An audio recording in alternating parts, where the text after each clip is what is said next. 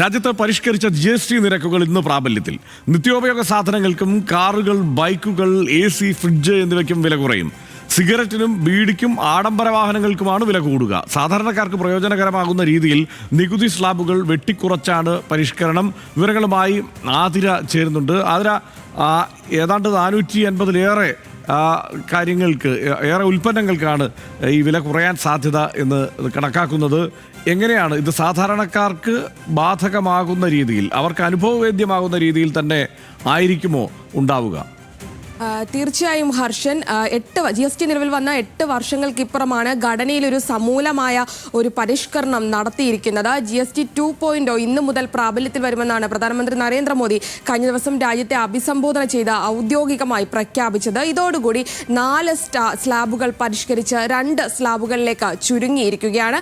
5%, 12%, 18%, 28% എന്നിങ്ങനെയായിരുന്നു നേരത്തെ 4 സ്ലാബുകൾ ഉണ്ടായിരുന്നത്. അത് 2 സ്ലാബുകളിലേക്ക് വെട്ടിക്കുറയ്ക്കുമ്പോൾ ഇനി മുതൽ 5%-വും 18%-വും സ്ലാബുകളായിരിക്കും നിലനിൽക്കുക. 12%-വും 28%-വും സ്ലാബുകൾ പൂർണ്ണമായും ഒഴിവാക്കപ്പെട്ടു എന്നുള്ളതാണ്. ഇതോടുകൂടി ജനങ്ങളുടെ നിത്യോപയോഗ സാധനങ്ങളുടെ വില കുറയും. അതുകൊണ്ട് തന്നെ നമ്മളുടെ ജീവിതം കുറച്ചുകൂടി സുഗമമാക്കുമെന്നാണ് വിലയിരുത്തപ്പെടുന്നത്. രാജ്യത്ത് സാമ്പത്തിക ഉത്സവത്തിന് സമയമായി എന്ന തരത്തിലാണ് പ്രധാനമന്ത്രി നരേന്ദ്രമോദി രാജ്യത്തെ അഭിസംബോധന ചെയ്ത് ഈ നയത്തെ ഔദ്യോഗികമായി പ്രഖ്യാപിച്ചിട്ടുള്ളത്.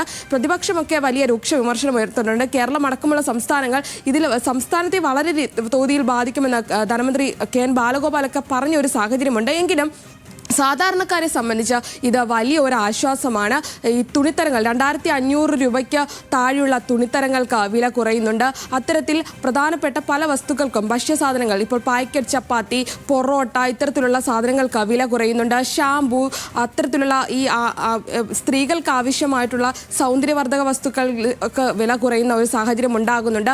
പൊറോട്ടയ്ക്ക് വില കുറയുന്ന ഒരു സാഹചര്യം ഉണ്ടാകുന്നുണ്ട്. ഇത്തരത്തിൽ ഒരു ഭക്ഷ്യവസ്തുക്കൾക്ക്, കൃഷിയുമായി ബന്ധപ്പെട്ട വസ്തുക്കൾക്ക്, പുനരുപയോഗ ഊർജ്ജത്തിന്, സൗരോർജ്ജ, അത്തരത്തിലുള്ള ഊർജ്ജങ്ങൾക്ക്, സിമന്റ് ഉൾപ്പെടെയുള്ള കാര്യങ്ങൾക്കൊക്കെ വില കുറയുന്ന ഒരു സാഹചര്യം നിലനിൽക്കുന്നുണ്ട്. ഇത് ജനങ്ങളെ സംബന്ധിച്ച് ആശ്വാസകരമാണ്. എന്നാൽ ഒരു 40% സ്ലാബ് എന്ന ഒരു നികുതിയും കൂടെ നടപ്പാക്കിയിട്ടുണ്ട്. അതിൽ ഈ പറയുന്ന ലോട്ടറി, അതുപോലെ തന്നെ ഈ ആരോഗ്യത്തിന് ഹാനികരമാകുന്ന ചില വസ്തുക്കൾ, സിഗരറ്റ്, ബീഡി, അതുപോലെ തന്നെ ഈ പാൻ മസാല തുടങ്ങിയവയ്ക്കൊക്കെ നികുതി ഇനി കൂടുമെന്നാണ് അറിയാൻ കഴിയുന്നത്. എന്തായാലും ലോട്ടറി വിലയിൽ വലിയൊരു മാറ്റം വരുന്നില്ല എന്നുള്ളതാണ് നമുക്ക് മനസ്സിലാക്കാൻ കഴിയുന്നത് ഹർഷൻ. എന്തായാലും GST നിലവിൽ വരുന്നതോടുകൂടി വലിയൊരു ആശ്വാസമാണ് ജനങ്ങൾക്ക് എന്നുള്ളതിൽ നമുക്ക് പ്രതീക്ഷിക്കാം. രാജ്യം അത്തരം ഒരു കാര്യങ്ങളിലേക്ക് കടക്കുന്നു എന്നാണ് നമുക്ക് മനസ്സിലാക്കാൻ കഴിയുന്നത് ഹർഷൻ. റൈറ്റ്. വളരെ വേഗത്തിൽ GST പരിഷ്കരണത്തിലേക്ക് കടന്നതിന് പ്രധാനപ്പെട്ട കാരണം നമുക്കെല്ലാം അറിയാം. അമേരിക്ക ഏർപ്പെടുത്തിയിരിക്കുന്ന ഈ പ്രതികാര തീരുവ കൂടി ഒരു പ്രധാന ഘടകമാണ്. അത് കേന്ദ്ര സർക്കാർ സമ്മതിക്കുന്നില്ലെങ്കിൽ കൂടി ആ നിലയ്ക്ക് വില കുറയുമ്പോൾ ഉപഭോക്താക്കൾക്ക് ഒരു ഉത്സാഹമുണ്ടാകും, വിപണിയിലേക്ക് കടക്കും, സാധനങ്ങൾ വാങ്ങും.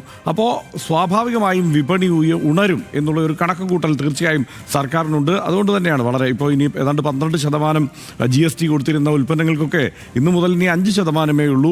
28% കൊടുത്തിരുന്ന ഉൽപ്പന്നങ്ങൾക്കൊക്കെ ഇന്ന് മുതൽ 18%-മേ ഉള്ളൂ എന്നുള്ളതാണ് പ്രത്യേകത. അതാണ് എല്ലാ പ്രേക്ഷകരും ശ്രദ്ധിക്കേണ്ടത് ഒരു പ്രധാനപ്പെട്ട കാര്യം. മുമ്പ് ഇതുപോലെ ചെറിയ മാറ്റങ്ങൾ GST-യിൽ ഇങ്ങനെ സമൂലമായ പരിഷ്കരണമല്ല, ചെറിയ മാറ്റങ്ങളൊക്കെ വരുത്തുമ്പോൾ ഈ ഉൽപ്പാദകർ നമ്മളെല്ലാം പറ്റിച്ചിരുന്നു എന്നുള്ളതാണ് ഒരു പ്രധാനപ്പെട്ട കാര്യം. അവർ അതിനനുസരിച്ച് വില കൂട്ടും, ഉൽപ്പന്നങ്ങളുടെ വില കൂട്ടി നിശ്ചയിച്ച് ആ GST-യുടെ ആനുകൂല്യം നമുക്ക് ലഭ്യമാകാത്ത രീതിയിൽ പലരും കൈകാര്യം ചെയ്തിരുന്നു. എല്ലാവരും അല്ല കേട്ടോ, പക്ഷേ പലരും അങ്ങനെ കൈകാര്യം ചെയ്തിരുന്നു എന്നുള്ള സാഹചര്യമുണ്ട്. അതുകൊണ്ട് കേന്ദ്ര സർക്കാർ വളരെ സൂക്ഷ്മമായി ശ്രദ്ധിക്കേണ്ട ഒരു സാഹചര്യമുണ്ട്. മാത്രമല്ല, വിവിധ സംസ്ഥാനങ്ങളും ഇക്കാര്യത്തിൽ ചില ആശങ്കകളൊക്കെ പങ്കുവച്ചിട്ടുണ്ട്. ആ ആശങ്കകളും തീർച്ചയായും അഡ്രസ്സ് ചെയ്തു പോകണം. കാരണം നമ്മൾ ആത്യന്തികമായി രാജ്യം നേരിടുന്ന ഇത്തരം ഒരു സാമ്പത്തിക ഉപരോധത്തെ, അല്ലെങ്കിൽ ഈ തരത്തിലുള്ള ഒരു പ്രതികാര ചുങ്കത്തെ നേരിടാൻ വേണ്ടി കൂടി ഒരുങ്ങുകയാണല്ലോ. അപ്പോൾ അത്തരം സാഹചര്യത്തിൽ ആ സംസ്ഥാനങ്ങളുടെ വാക്കുകൾ കൂടി ഒരുപക്ഷെ കേന്ദ്ര സർക്കാർ കേൾക്കുമായിരിക്കും. ഈ 50-50 എന്ന മട്ടിൽ, 50:50 എന്ന മട്ടിലുള്ള ഈ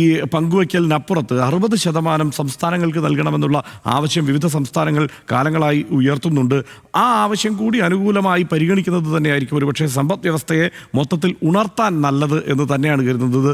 സാധാരണക്കാർക്ക് ഈ നേട്ടം, സാധാരണക്കാരിലേക്ക് ഈ നേട്ടം എത്തിച്ചേരട്ടെ എന്ന് തന്നെ നമുക്കും ആശിക്കാം, അല്ലേ?